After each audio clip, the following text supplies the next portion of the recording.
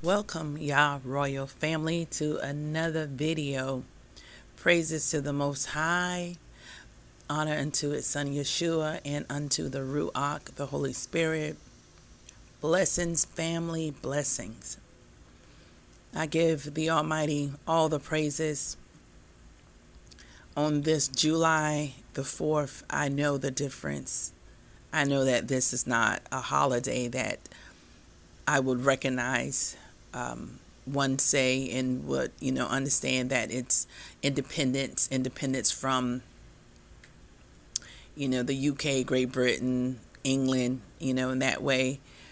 And also the national anthem, I know about that, now more in depth, where I understand that what was written, why ones have taken a knee, like Colin.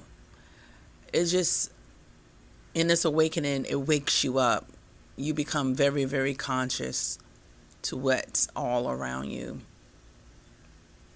So I wanted to direct your attention towards this video. I'm not going to play all of it. And I have been diligently seeking the Lord sincerely, the Almighty, for truth and understanding. And I don't want to go by what one say. I want to, see it. I want to understand it. I want to decipher it. But mainly, I want the Almighty to lead and guide me. I come unto you all, admitting I don't know everything. I could never know everything, and I just want to put that out there, because so many people, they come across as they know everything, and you don't. We don't. Not everybody have everything. The Almighty give us pieces to different parts of what He wants us to know in fullness, and He leads us to those pieces. There are ones He put in my path to get some from me, and there are ones I've been placed in their path to get something from them. So I want to give a shout out to my Hebrew brothers out on the forefront, out on the streets, online, sharing this truth, as the true prophets. There was once I was blind, but now I can see. There was once a time I was deaf, but now I could hear.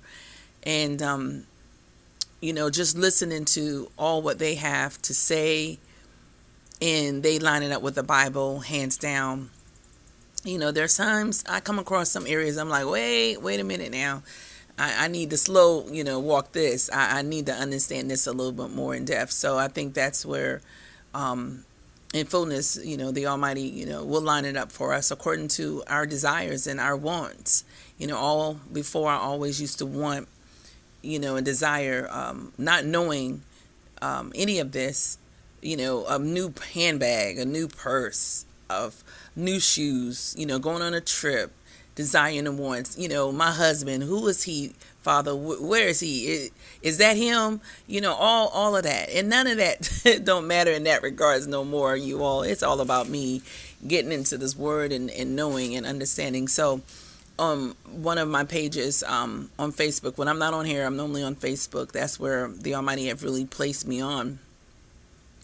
And I believe what has been shown to me and is that I'll be moving towards another page of mine, which is it is the main page of my business, and I have over 12,000 people on that page, and they're all not Israelites, but one's probably going to delete themselves and whatever, however. But I'm going to change the name and all that great stuff. So I'll invite you all over to that page on Facebook. But I must say, family, it will come a time where we may not have this platform according to different things will be happening in the earth. We know that some things have happened just this past, within this week, about Russia and the United States. If you've been following it, it's something dealing with or they said it could have, been that the United States got into the grid of Russia. But we know that Russia fingerprints have been in the grid of ours, and that dealing with electric electric grid, which they can, have buttons to shut America down, according to, and I've seen it on a panel at a hearing, on C-SPAN. So I didn't get it from someone on the streets who just talking. I got it from the people who, over those departments of our government, the federal, and they've said that they got proof Russia handprint is in our grid.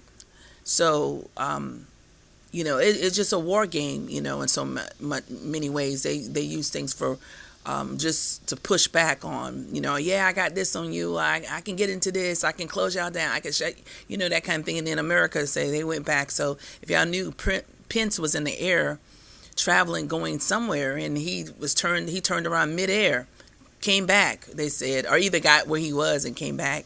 Then someone who worked closely with him put out that, he had to return back, and then she came back later and said, no, he never left. So, it just, the Almighty know all truth. That's why my faith in him, and he will bring forth to us as, need be. But I want to share this video here, listening to this. I want to say he's a Jewish, he's Dr. Maurice Mitzrah. He's speaking on Esau, Edom, Rome, and the Jews. So within this past 3 weeks, it's like the Almighty was leading me to share on my Facebook page, and I've made share on here in reference to, with your fate. Who are you? Find out your fate by who you are, by your seed line. The nation, what nation you stand in, what nation, who are you, who is your father, that kind of thing. So I totally get it, totally understand in that regards, in that capacity. So this one here that I'm going to share, and then I'm going to share some scriptures from, I want to say it's Jasher 29, if I'm not mistaken. When I get over there, I'll let you all know. Then I'll correct myself. So I'm going to go ahead and start this. This is actually, he's speaking of Edom. See, they're not claiming the Edom, the Jewish people, which I've heard a Hebrew brother call them another name, the Amaleks. I don't know. I mean, like I said, I'm just learning. But I've heard so much where our people have connected them all together as one people, just because they're, white skin or, Caucasians. But, the truth is that we're not linked all together as, so-called black people. You got the Hamites, and you have us, and you have the Japites. So we can't say, I mean, I can't make that call until, the Almighty bring it further for me to understand. If someone, who's listening, who got more clarity on that, please share as the Almighty leads you to do so. But the Jewish people don't see themselves as Edom. They don't see themselves as Rome. They see themselves as just Jewish people. They will talk about the Romans, some of them. So just hear this young man. I say young man. Hear this Jewish man. Actually, he's not a rabbi, but he's going to be talking about some rabbis in the midst, and see how that's connected. How he's lining up Esau with the Romans, and then I'll go to Jasher and read some from that as well. Okay.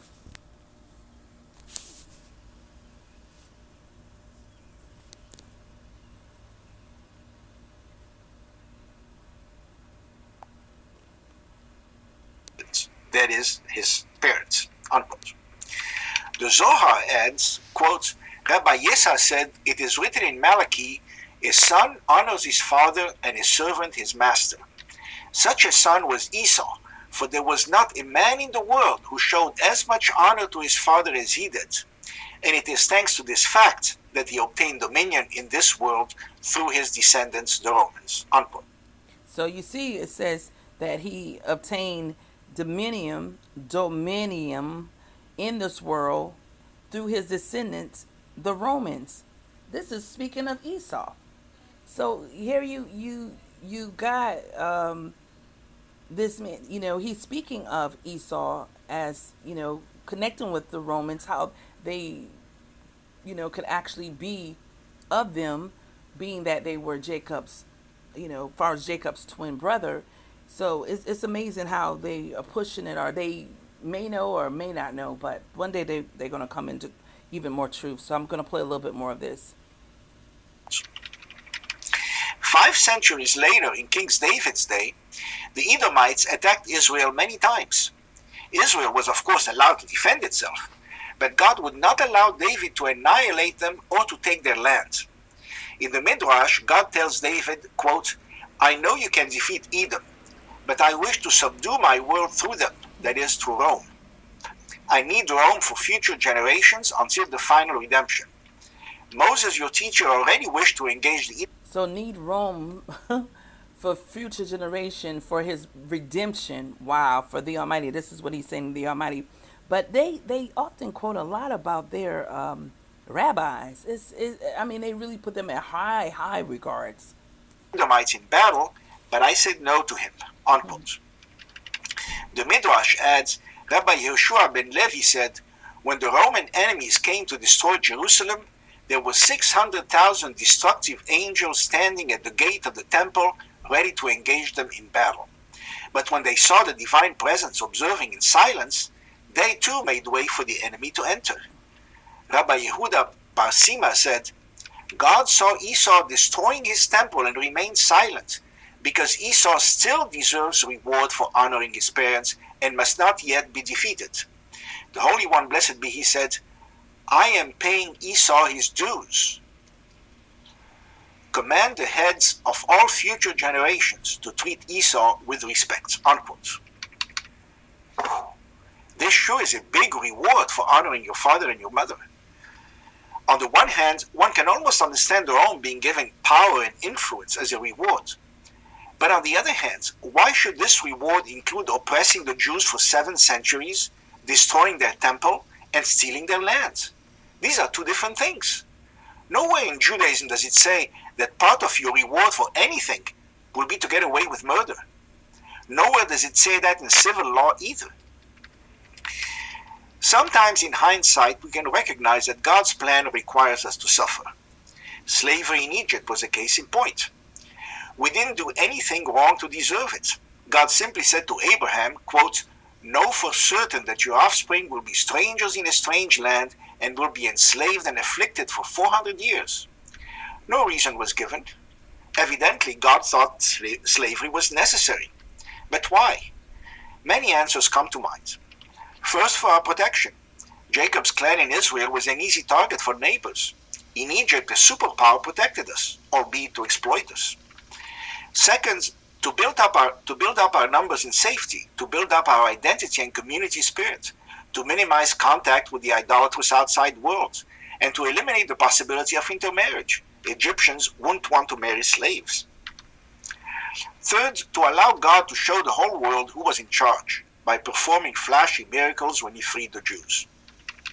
Finally, the gratitude felt upon liberation, coupled with the acquired slave mentality. So much he's saying, of course, not where my understanding of it being biblical. The Almighty put us, our forefathers over there to build us up and to make us into greater. But the Egyptians, because we were slaves, didn't want to marry and intermingle with us. No, I've read from Genesis all the way through 1 Corinthians in the New Testament. Not ever came across that. There is one scripture that I will touch on, but I would have to go back when he was speaking of to respect Esau. I've seen where it says, not to abhor the actual,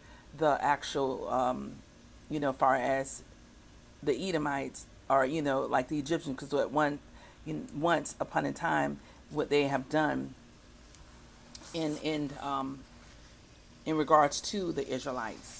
But maybe that's where he's getting that from. But I would have to go back and look at that. So family, I'm going to move on to Jasher. And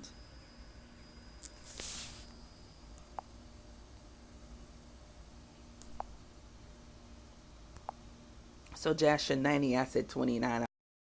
So Jasher 90, it says, I'm sorry, at that time in the 5th year, after the children of Israel had passed over Jordan, after the children of Israel had rested from their war with the Canaanites. At that time, great severe battle arose between Edom and the children of Chittim, and the children of Chittim fought against Edom. So Chittim, if you look that up and you see it, it's Rome, Romans.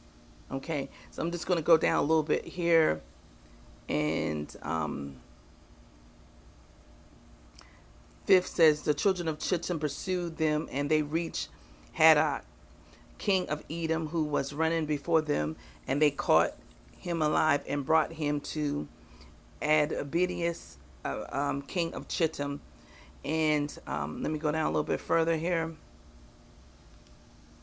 It says number 7, and the children of Chittim continued their pursuit of Edom, and their smote them with a great slaughter, and Edom became subject to the children of Chittim. And the children of Chittim ruled over Edom, and Edom became under the hands of the children of Chittim, and became one kingdom from that day. So that says how Edom and Rome connected. You know, how that actually happens. It said this in Jasher 90. All right. So I wanted to just touch bases on that, give you some insights for those who may have, coming along the way and trying to understand how could this be.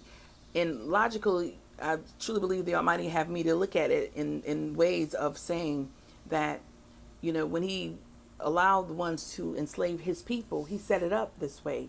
He made one color of people to be over the other by allowing them to bridge together, and that was a form of a way to afflict us. By them having that color skin, they became whereas privileged. So he could have put, the Arabians at this time in this captivity. He could have put the Asians over us in this captivity, but he chose one color of people who came from afar to America, and what ones went and got our people from, the continent of Africa, and brought them back, and these people ruled. So when you line up, Esau and Jacob, then that's this battle between which is white and black. You really don't see black going up against, or Asians going up against black a whole lot. Not the Arabians, not in this, captivity. It's about white and black. Logically, when you look at it from that standpoint, it's about white and black. It's two brothers, as they would have been beefing, not so much Israel against Esau. What's gonna be Esau against Israel. And it also speaks in the Bible where it says that Esau will be given dominion for a period of time, and then it will be reversed back. And that's what we are seeing happening, and it's happening right before our eyes. We might can't see it like, just in just like all at one time, but we can see it happening. So very interesting, family. I wanted to put this forth out there, share this with you as I feel led to do so.